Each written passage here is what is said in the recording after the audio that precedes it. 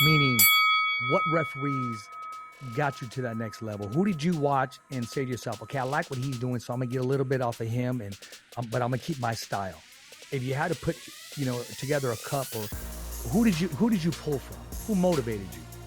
The first person that motivated me and happened to end up becoming my my mentor was. Talk about Mexican Independence Day. We could call it Teddy Atlas here in Las Vegas, Nevada. You heard it from the champion himself, knocking out the competition.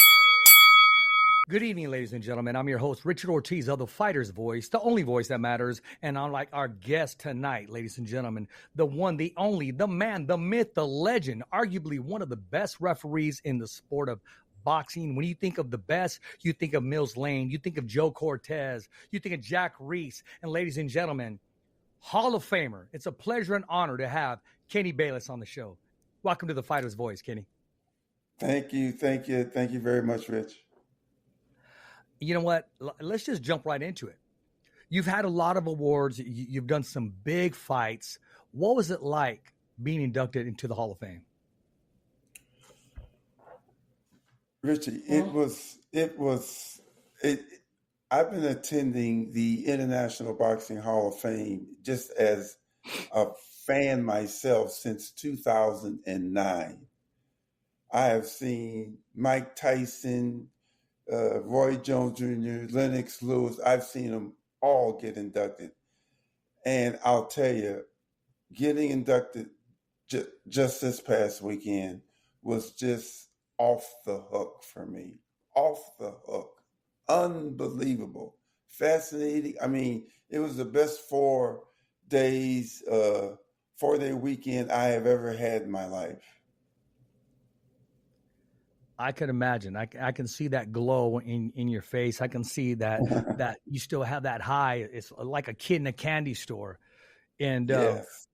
For you to be there, sitting back, and now to finally be on that other side and know that all the hard work, all the labor, all the sacrifices, all the pain, all the distractions, disappointments, it all went out the window because it was all worth it. And now something that can never be erased is Kenny Bayless in the Hall of Fame. Hall of Famer. Yeah, thank you, Rich. And I'll tell you, my wife, which you just saw briefly there with the tech getting us on. Yes. She did a phenomenal job because I had a lot of support of family, friends, and officials that came to Canastota just to honor me. And me and my wife, well, actually her, hooked up with all those people that came. And at the Banquet of Champions, we got 4 tables of 10 and honored our guests for coming.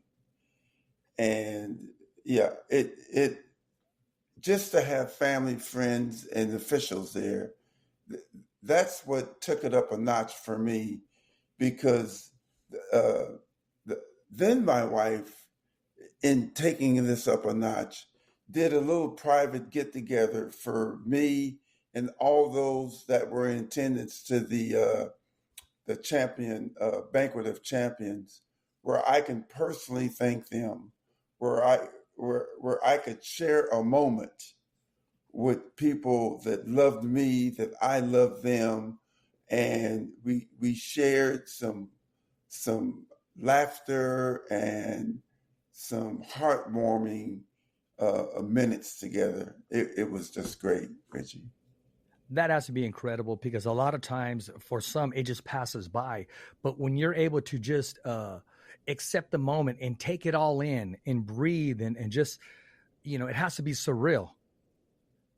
It was surreal. And there were times like at the banquet, on Sunday for the induction speeches, I just sat there and I just thanked God, because, Amen. Like you said earlier, there were some tough times. People don't understand and know what it took for me to get to where it wasn't easy. There were times it was very difficult, and I uh, was able to fight my way through it. And I'll admit there were times I was ready to quit. That's how difficult it was. Wow. But my mom, God bless her, she passed when she was 100 years old. She used to always tell me and my brothers, I hate quitters.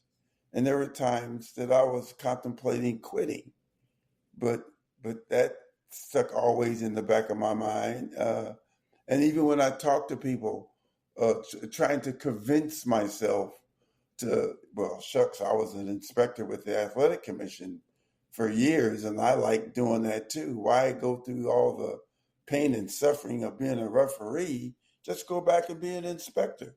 And it didn't happen. And I'm just thankful that it didn't. Well, we're grateful and we're thankful too. I mean, you were the most important person in all these fights. We have the fighters that create the entertainment, that create the event. But when that bell rings, you have the most responsibility than anybody in that entire building. Feeling that weight on your shoulders, was it heavy? Was it motivating? Or was it just something that you were just motivated to do each event that you covered? Well, I was probably more motivated than anything else because me getting to the level of where I started doing the championship fights, like I said, it was a struggle, and it was something that I felt that I had to prove because my work just wasn't accepted at the time, and I was mostly given the 4 and the 6 round fights, and you know, I wanted more, obviously, like most referees do, and I wasn't moving at the pace that I wanted to move at, so it just got to the point to where once my first big super fight was Oscar De La Hoya and Bernard Hopkins, and when I got that, I was super motivated. People ask me, well, do you ever get nervous when you climb through those ropes? No, I don't. And part of the reason why is because I was in the amateur program for like 12 years. And I was well on my way, ready to get appointed by the commission because of the number of years I was in the amateurs. Right. And then once I got appointed as a pro, there was a number of years that I had to wait before I got my first big one. So talk about motivation, Richie. I was fired up to do my first big one. Yeah, and then a couple of months later, they appointed me to do Marco Antonio Barrera and Eric Morales, their third fight. They had fighting previously, both of them won one each, and I was doing the third fight. And you talk about a war, those two, it was a war. Yes, and it was. I was super motivated, did a good job. And then after that, my stock just started going up. They did 36 rounds. I mean, it was nonstop. Yeah. I mean, it was from the 12th to the 13th round to, I mean, et cetera. I mean, they never stopped. They never stopped. And I'll tell you this, Richie, at one point during the fight, I got close to almost taking a point, and I believe it was from Barrera, but I didn't. And the commissioners were glad I did because, you know, as on those close fights, yes, we don't want to be the determining factor as to who win or lose. And taking a point could have made that happen. So they were very thankful that I didn't. Yeah, let them decide. But you know, there is rules that you have to apply, and you're there for a reason. safety and That's also to right. officiate. And you're all the above, man. I mean, you wear so many hats as a referee. Yes. Yes, we do. And Richie, safety is always number one. We're in there to protect the fighters as well as govern the fight, police the fight, make sure that they're both are playing by the same rules. You know, a lot of fighters have concerns, and fans got concerns. And as a fighter, I respect every fighter, but the number one rule: protect yourself at all times. Don't say, Yes. "Well, the referee should have went in there. He should have done that." Protect yourself at all times, and then he's going to Yes. officiate. He's going to do what he has to do. But sometimes, Yes. I hear you say, "Punch your way out." Yes.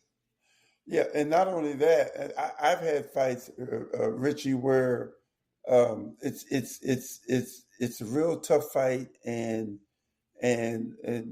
my movement dictates how the fight is going, and some fighters will anticipate, and they'll see me move in, and I may have given the command break, or like you said, punch and get out, or punch and work out, and they'll get mixed up on what they think I'm going to say and drop or lower their guards and Yes. get hit with a shot. And then it's like they're looking at me saying, well, wasn't you going to, or should you, or did you? And I am very conscious of the command that I'm going to give before I respond physically. So protect yourself at all times. Exactly. Protect yourself at all times. And yeah, sometimes they get caught up in the moment, and they don't, and it costs them. It costs them. And that's that goes a long way. That goes from lack of focus, assuming, taking for granted. You have a job to do. They have a job to do. And first rule is protect yourself at all times. And a lot of fighters, they're probably going to frown on me, but this is the truth, because a lot of great referees, a lot of them, even the Richard Steels, I've watched the Chavez fight in Meldrick Taylor over and over again. He said it best. He said, I'm not in charge of the clock. I Right. wasn't in charge. I'm not the timekeeper. He saw a fighter. Right. He did what he needed to do. He lives with it. He embraced it. And Yeah. it is what it is. And most of all, Yes. Meldrick Taylor, left safe. So did Julio. Of course, they took their lumps like both did, and they both got their medical attention, as every fighter needs to. Even with the first round knockout, they still check his hands to make sure he's okay. But Yes. referees, they need to get more credit out there. I mean, there's a friend of mine, a lot of referees, Jack Reese, we talk, and sometimes he always has his defense up, because a lot of people don't know exactly what it takes to get inside of that ring, is one, but to officiate, to be sharp, to allow the fighters to engage. And, you got to put on a show. It's entertainment. And I saw you're always on your back foot too. I was going to ask you this right now. How much shape do you have to get in to prepare yourself, not just mentally, but physically? Just like the fighters, it's like 90% physical and 90% mental, 10% physical. But that 10% physical for us is a lot. And I've never had an issue with being in shape, because I eat healthy and I'm in shape 90 to 100% of the time anyway.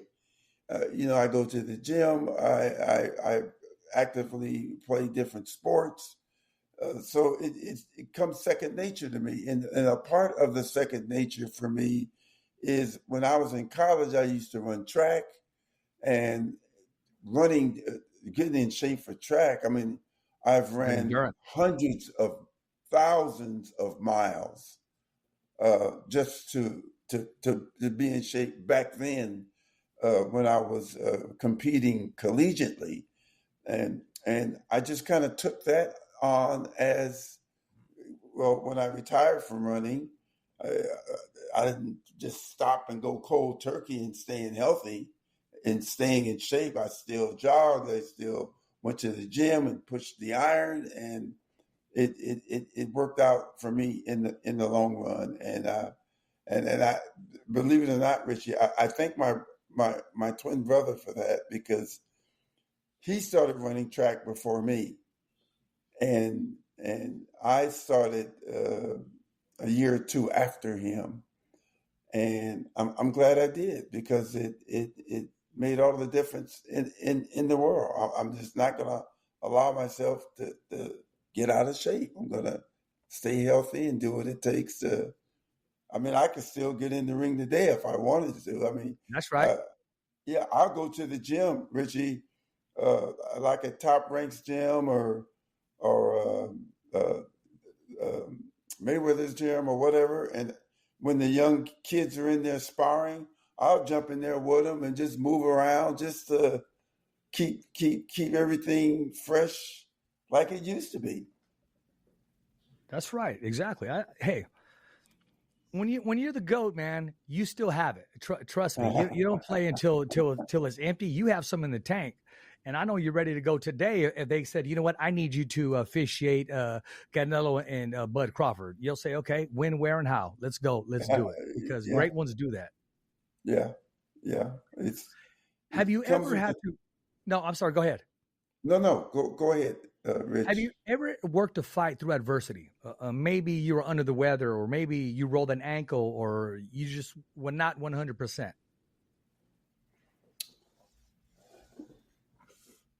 I'll tell you this one, Rich.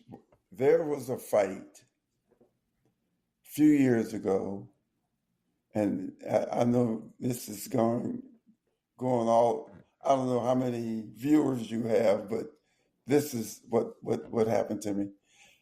I'm not wearing contact lenses now. As you can see, I'm wearing glasses. But every time I stepped in the ring, it was contact lenses. That's what I wore.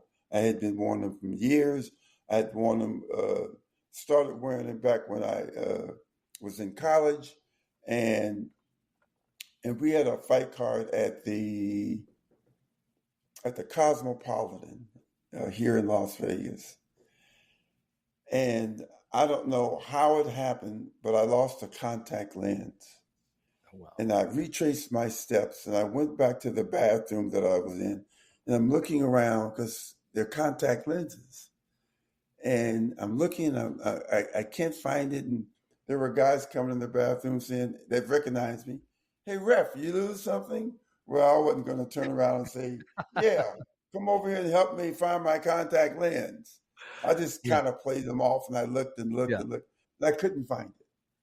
So my twin brother happened to be at that particular fight card. So I was showing a bit of nervousness at the time, and I went up to him and I said, look, I lost my contact lens. And he looked at me very calm and relaxed and said, yeah, okay, so what's the problem? You still got one good eye.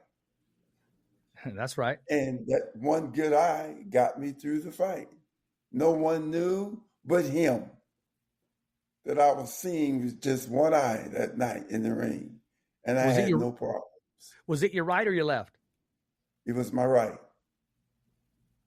Well, just like the fighters, you fought with one eye, and you got it done. And I got it done. Let me ask you this. Was there just a little bit inside you that said, I like this challenge. I'm welcoming it. I'm embracing it. And I'm going to get the job done? Yes, because the confidence part has to be there. And you know how the eyes work. One eye will help and compensate for the other eye. Yes. But yeah, I got through it very, very calm. Matter of fact, I didn't even worry or think about it during the time. I did what I know what I do when I'm in the ring. So there was never issue. All that muscle memory, all the training, everything that you needed to look for, and how to adapt when you knew that you needed to be more aggressive or take a look at a fighter if he or she was hurt, and all that experience paid off. Yes, it did. The future of combat sports, a centralized platform where fighters, fans, coaches, promoters, and anyone involved in a fight game connect, communicate, and do business. Fighters can find fights, fans follow every move, and everyone in a fight game can showcase their services. Whether you're looking to promote a fight, find a cutman, or book talent, it's all here. FIGHTBOOK is changing the fight game forever. Welcome to the revolution. Whereas, Richie, I'll tell you this one, I did a fight at the Hard Rock, and this had never happened to me. And the fight was going smooth, everything was going great, no problems. And all of a sudden, I stepped wrong and literally went to a knee between the fighters. And actually, one of the fighters, they both pulled back when I went down. And both fighters pulled back. And I went down to a knee. And one of the fighters looked and said, "Are you okay?" And I sprung back up and said, "Yeah, I'm fine." And the fight continued. There was no problem. And by the time I got home, my ankle was hurting me so bad that I popped a couple of ibuprofens, double dose, because there you go. This was a Friday night, and Saturday night I was refereeing. I was actually doing the main event, and the fighter was Adrian Broner. Okay. So I knew I had to be on my toes for that. So the next morning when I woke up, my ankle felt totally fine. I was amazed because I was thinking that I was going to have to call the executive director and say, "I'm sorry, I can't do it. I injured my ankle." But that morning, my ankle felt fine, and I worked that fight card and did the Broner fight that evening. That's that adversity. That's that fighter mentality. That's that athlete inside you, and also that competitor, Yes. and knowing the show must go on. There's Yes. people that bought tickets here. These fighters train their butt off. I will say this: when both fighters step back, that's what it's all about. That is straight 100% professionalism on both sides. Yes, it is. It is, because another situation or incident that happened to me, Richie, was this was back at the Hard Rock again. I had asked for the fighters to take a break, and they did. And I had motioned in to kind of make sure they did. And as I was stepping out, the fighter to my left stepped to the right and stepped on my foot. Oh, wow. And when he stepped on my foot, it was when I was in stride, which made me lose my balance. So I went across the ring trying to catch my balance and did not, and went flat on my back. And when I hit that canvas, Richie, the crowd just roared. And I rolled right up and continued refereeing just like nothing had never happened. And after the fight, there were photographers saying, "Boy, you got up so fast, I was going to take a picture of you down on your back, but you got up so fast, I wasn't able to take the picture." I said, "I'm glad I got up fast, because you have that picture and show that picture as often, as much as you want it, just for a laugh on me. But I got up so fast, they could not take the picture." You got up fast because the athletic ability and that training, that's that professionalism. Because I'm sure when Al Pacino, Robert De Niro, when they're right there in the mix of hitting a scene and there's a fly on their face, you think they're going to stop and move that fly? They're going to continue the scene and make that fly a star. Exactly. Boy, I mean, I'd love to hear these stories, that adversity, and, like they say, the show must go on. And they're not there to see me. They're there to see the fighters. You got up, rolled over, used your momentum, popped up like Bruce Lee and said, "Hey, continue on." Exactly. Now, that would have been something Kenny, if you would have been on your back and he would have springboard on both of your legs like Bruce Lee, that would have been something there. Then everybody, we could get that picture going. That would have been, now that picture I wouldn't have mind. That's right. That video I wouldn't have mind. That's right. Because sometimes you get that momentum and you get that extra, that energy from the roar of the crowd, and it just it takes you to that next level. Yes, exactly. It just wasn't happening at that particular moment. My attitude at that given time was to just get up as quick as you can. But when you heard that crowd roar, you said, "Okay, it's time to get up." It's time to get up, baby. Yes, sir. How much time was left in the round when you got up? Oh, there was a good minute still left in the round. Yeah.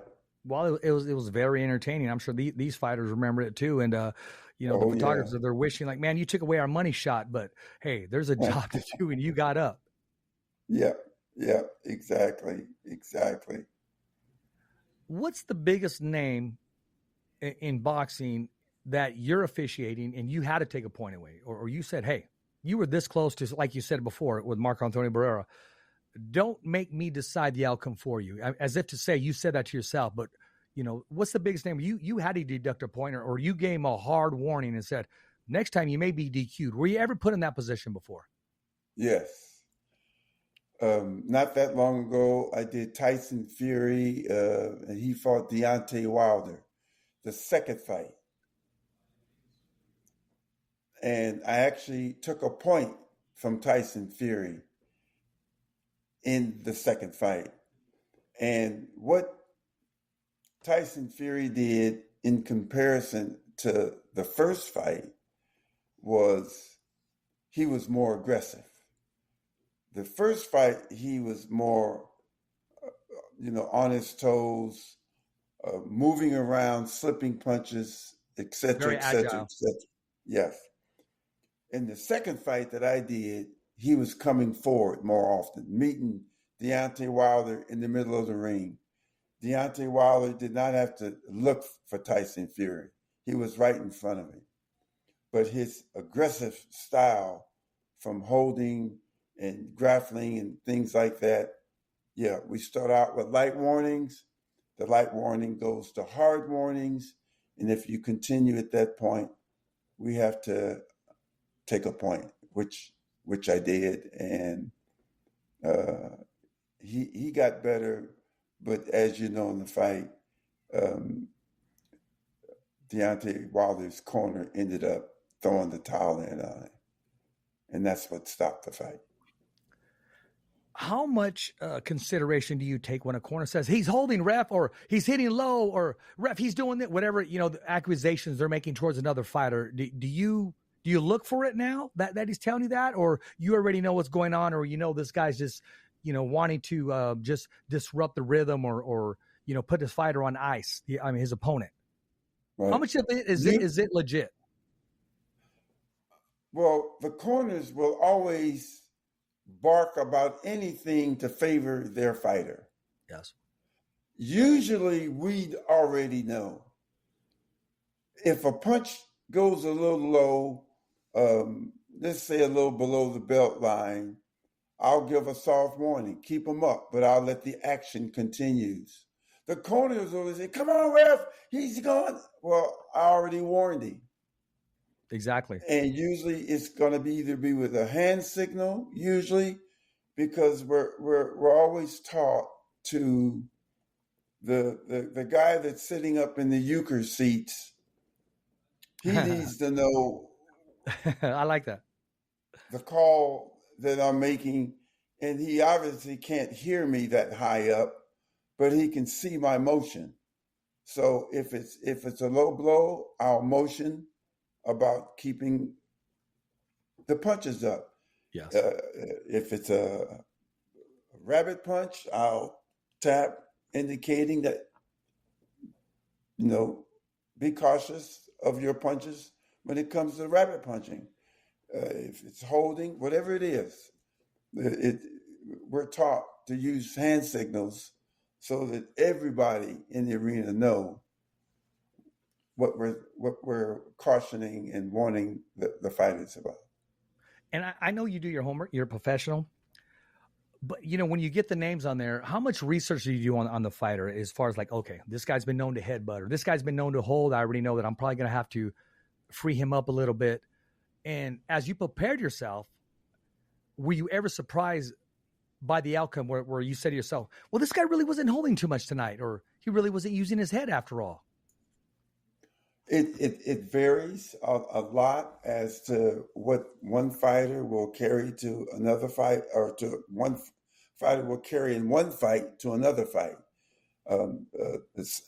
Some fighters have developed habits where Joe Cortez refereed the fighter, and Joe Cortez said to me, you know, be mindful because this guy can, you know, get out of hand from time to time, because Joe had to take a point. Then I referee his fight, and the very same thing Joe has shared with me he's doing, and I have to take a point.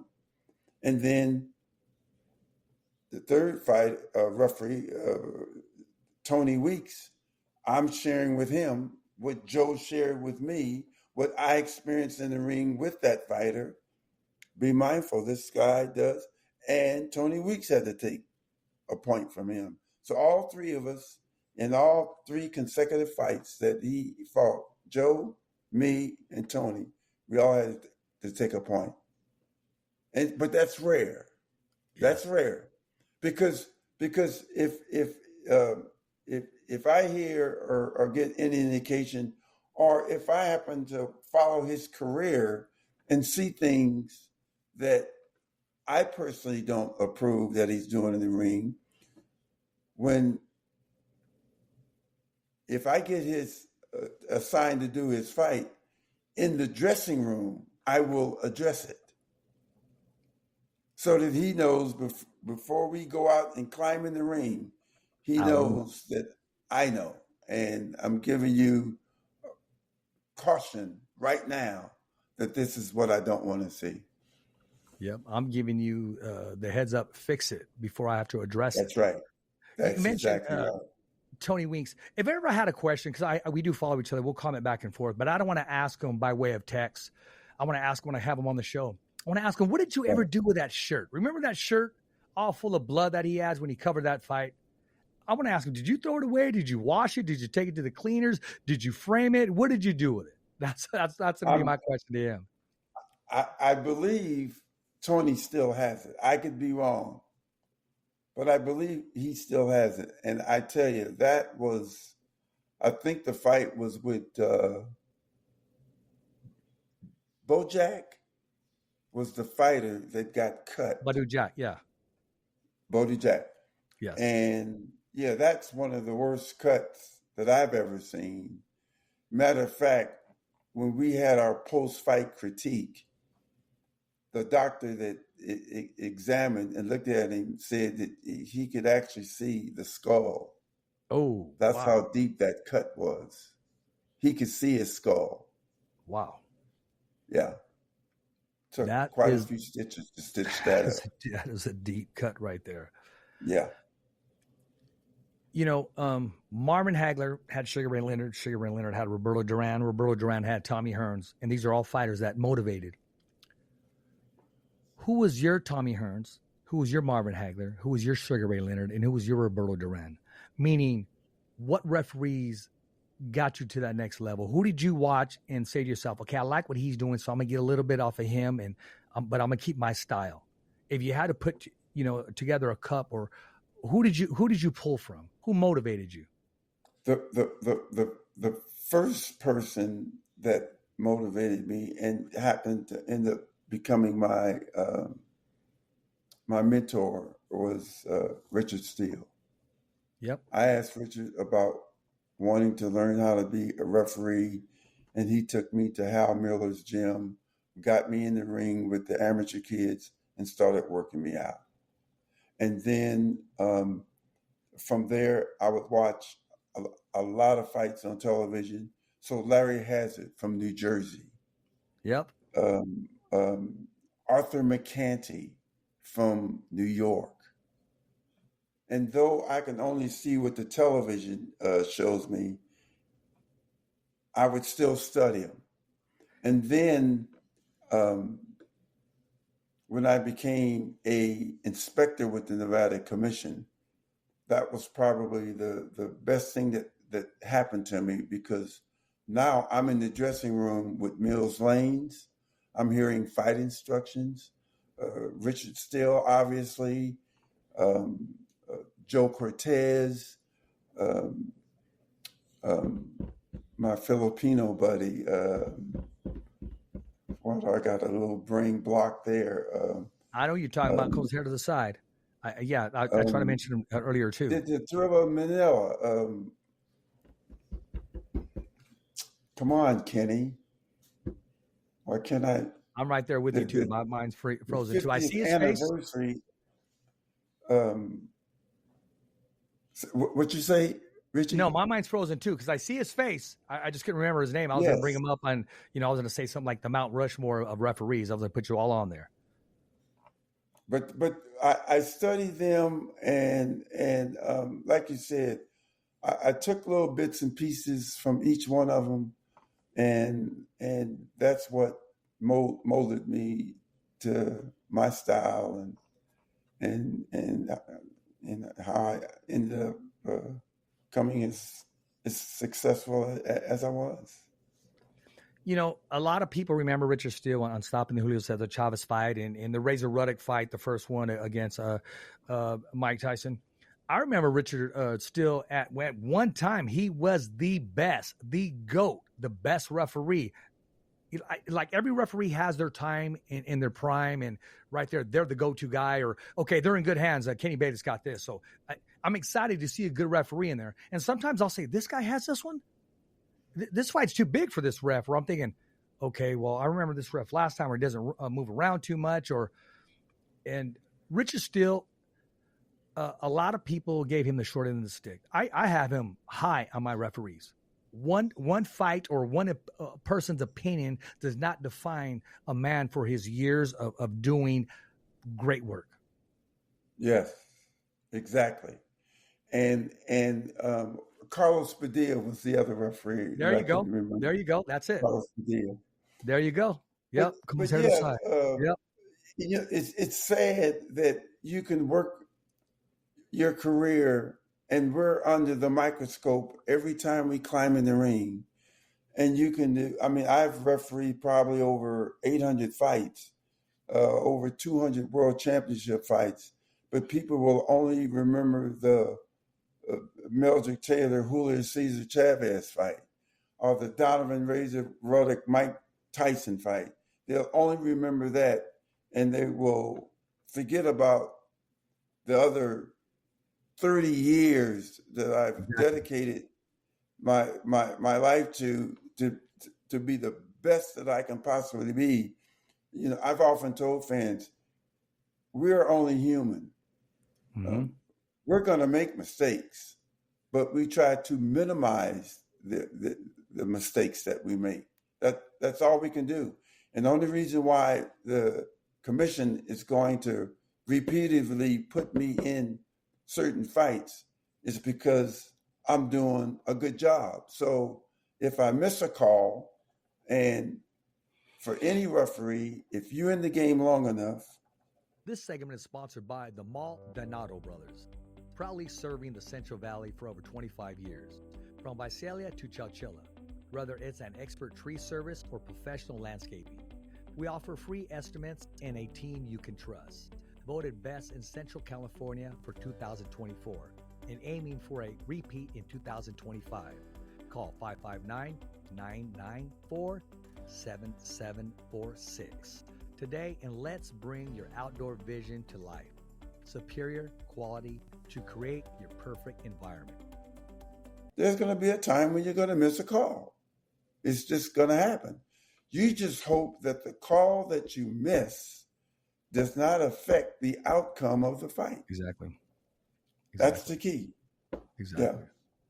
I remember my mom told me that Jersey Joe Wilcock was a good referee as well, you know, former fighter and then turned referee back in the day. And that's actually how I got introduced to boxing. My mom would watch boxing, and I'd watch it with my mom or listen to it on the radio when I was a little kid. And my mom would tell me all the time. She told me about Muhammad Ali growing up, Sugar Ray Robinson. So my mom schooled me. I'm going to tell you a quick story. I met you for the very first time in person. I'm trying to remember what fight it was. It was in Las Vegas, and I went up to you, and I said, "Hey, has anybody ever told you look like Rob Bass, the rapper?" And yeah, as witty as you were, you said, "Has anybody ever told you should play a bad guy in a movie?" You told me that. And then when I told your brother, Kermit, he said, "That sounds just like my brother." Because I was wearing a suit. I had my hair done, and you know, and I said, "Has anybody ever told you that you look like Rob Bass, the rapper?" And he goes, "Anybody ever tell you should play a bad guy in a movie?" You told me that. See, you're laughing because you know you said that. Right. Well, it had to. Well, and I don't know. You know, before me. Yeah. Happened to be after the fight card, or was it? Yes. Okay. Yeah, we were coming out. Richard, you were watching Stitch because Stitch was there too. Okay, Stitch was there. Yeah. That is the time when the fight card is over and we can kind of quote unquote let our hair down and yeah, exactly, and be us because and we try to do the same thing leading up to the number of fights we may be doing that night, if it's the main event or if it's 2 or 3 undercard fights. But we try to keep it real. And the officials that we have between Robert Byrd, Vic Draculich, Tony Weeks, Russell Moore, Richard Joe. We try to keep it real. And when Richard retired, then Joe retired, and then I just recently retired. The key thing for me was keep it real. Let's have some fun. I mean, we know that the pressure is there every time we step in the ring. Like I said, we're under the microscope, and commentators can be ugly, and the only reason why I'm saying ugly is because they can make the comments, especially toward the judges, if it's a split decision or there's an odd man out. It's not like the NFL or the NBA. If a referee missed a call, the referee missed that one, and leave it alone. If the official in boxing missed a call, if it's a judge or referee, they ought to throw him in jail. They should take his license. And they just badger us like there's no tomorrow. And I have my issues with commentators that attack us that way because, like you said earlier, we do a whole lot to get in the position that we're in, and we're only in there to do the very best that we can, and we're only human. We're going to make a mistake, but it doesn't mean that you need the badgers. It's enough taking boos from the fans, and quite frankly, if I miss a call and that's how the fans want to express themselves by booing, I don't have a problem with it. But it doesn't mean that I should be put on a ship and sailed out to the middle of the ocean and now shoot some torpedoes at it. Yeah, exactly. But I agree with you. I mean, you guys take prejudgment before the first bell rings. Once they find out, who has the assignment, because they got your opinion about who the referee is, or who the judge is, or who the fighters are, or what trunks they wore. Oh, why did they come out to that song? I don't understand it. Well, maybe it meant something to that fighter. Right. Exactly. I'm going to say this: big giant charity match. The opportunity is there. You're in your prime. You've refereed many fights. Now this time you're going to put the gloves on. If you were about to enter the ring, what would be your walkout song? I've never been asked that one before. My walkout song?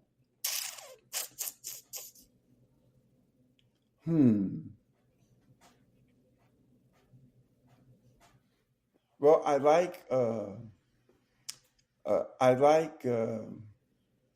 there's an artist, he passed about a year or so ago, named Bill Withers. And there's a song that I like to sing in the shower when I'm taking a shower called right. It's a Lovely Day. Okay. A lovely day. There you go. And yeah, if I was a fighter and I was coming out with my music, it'd probably be It's a Lovely Day. What color trunks would you wear? Oh. I grew up as a kid liking green, and I've kind of changed. Probably blue. Royal blue or Would navy be my, blue? Probably more of a close to a navy, between a navy and maybe a sky blue, but yeah, a blue. Who would be your trainer? Who would be in your corner? Oh boy, when I was an inspector, I respected Eddie Futch. Okay. He could be my Yeah, trainer. Emmanuel Stewart Yep, the best of all times, right there. could be my trainer. We just lost a trainer just a couple months ago. I knew him personally. When I was teaching school, he'd come to the school, talk to the kids. His name was Kenny Adams. He was a good guy. Kenny Adams was a great guy, and he could work my corner. Yeah. That's right. Freddie Roach could work my corner. Yeah. Hey, shout out to Wild Card, Freddie and Marie. Yes. Yeah. Yes. And congratulations to him. They finally named that corner after Freddie Roach. Where his gym's at, right there on was it Hollywood Street or that boulevard? But yeah, now they finally named it after him. So long time coming. There's a lot of gyms that I've been at, I've been to, and the next time that I'm in the LA area, I'm planning to go by and visit his gym. I'd like to see it. I love his gym. Marie put some pictures as you walk in on upstairs, and then you go through the hallway towards the hallway by the lights. She put some pictures of my son up there. Thumbs up for Richie. Oh yeah, so, yeah. So she put some in there, and yeah, I mean, when I see them, when you have friends, you have acquaintances, and there's just some that they just feel like family. Yeah. Good. Speaking of family, you have all these fans, you have all these supporters, all these followers. How do they stay in contact with you? What's your handle? Are you on Instagram? Are you on TikTok? Do you have a YouTube channel? I know you're part of a podcast. Yes. Me and Robert Bird are part of a podcast called The Official Call. And we're on Instagram. If people went to Kenny B Referee, that could help you pull it up. I'm also on a podcast with a ring announcer by the name of Ralph Velez. Shout out to Ralph. Ralph Velez, yeah. The man with a hat. He's always wearing those hats. Yeah, exactly. And me and Ralph, well, with the official call, the key thing that we try to do in that show is educate the fans on the rules of boxing, because a lot of fans, I can throw a quick scenario at them and they don't know what the referee does. They have no clue. And I do the same thing with Ralph. It's called the Kenny and Ralphie Show, and we get guest appearances from different people, and I talk about certain rules and regulations. Matter of fact, we're supposed to be doing an episode tomorrow on my induction to the Hall of Fame. So So yeah, those are the two podcasts that I got going on now. That's amazing. You're reinventing yourself, and congratulations to Ralph. He got a good gig there with Top Rank, and I know he continues to do very well for himself, and has traveled the whole world, and he's a friend of mine. We haven't chatted in a while. The last time I talked to him was in Las Vegas when Richard Torres fought his last fight at I forgot what hotel it was. It wasn't the Virgin Hotel. It was when it was Top Rank's last fight with Richard Torres, and to me and Ralph, we spoke because he was busy that day. He was with Bernardo Osuna. Yeah. And actually, happy late birthday to Bernardo. Oh, yeah. Yeah. Good. Yeah. Happy birthday, Bernardo. Yeah. Oh, well, Kenny, I got to have you back. I do. And I know I've had you on longer than we talked about, but I appreciate you. The time flies by when you talk about boxing. Your stories are intriguing. They're awesome. They're real stories of things that happened. And, I've never spoke to a referee where I mentioned, did you have to go through adversity? It just, I don't write my questions down. I just don't. I just go wherever the segment wants to take us. And today it took us in that part. Yeah. And the last interview I did was just at the Hall, Roy Jones Jr., where it was supposed to be Andre Ward because he's with ESPN. But something came up. He wasn't able to go to the Hall, but Roy Jones Jr. stood in for him with another gentleman, and we had a good time. Same thing. Everything was just coming off the top of his head. Same thing for Roy, and it made for a great interview. A real interview. Yes, a real interview. Well, speaking of real interviews, you're a real person. Your feet are on the ground. And every time I've had the pleasure of saying hello to you or taking a picture or chopping it up with you, you've treated me the same from day one to you do now right here on the podcast. And even when I said, hey, has anybody ever told you look like someone, you were witty enough just to come right back. And that was a good one. And I tell people that story, especially when I told your brother, he said, yeah, that's him. Good. Well, thank you so much, Richie. Yeah. Let me ask you this: Do you have a yard? Do you have a front yard, backyard? Yes. Okay. Well, I'm gonna tell you this: if you ever want your yard done, you got to go to the MALDONADO Brothers. They're proudly serving the Central Valley for over 25 years, from Visalia to Chowchilla. Whether it's expert tree service or professional landscaping, they offer free estimates with a team you can trust. Voted the best in Central California. Call them today at 559-994-7746. If you want your yard done, they'll travel, especially for a Hall of Famer, Kenny. Trust me. Right. Okay. Well, my front yard is desert landscaping. My backyard, I do have grass, but yeah, send me that, text me that info, and I'll keep it definitely in mind. Exactly. And I want to thank our guest today, the Hall of Famer, the man, the myth, the legend, the one, the only, who shared with us a part of boxing, a part of himself and his adversity that he had to overcome, and things that he continues to overcome, that he embraces and doesn't shy away from it, keeps himself in tremendous shape, both mentally and physically. And if you have not subscribed to our YouTube channel, please subscribe. It's www.youtube.com/thefightersvoice. Remember, every fighter has a voice, and so do you. As always, it's a wrap. Thumbs up for Richie. It's always voiceography at its finest.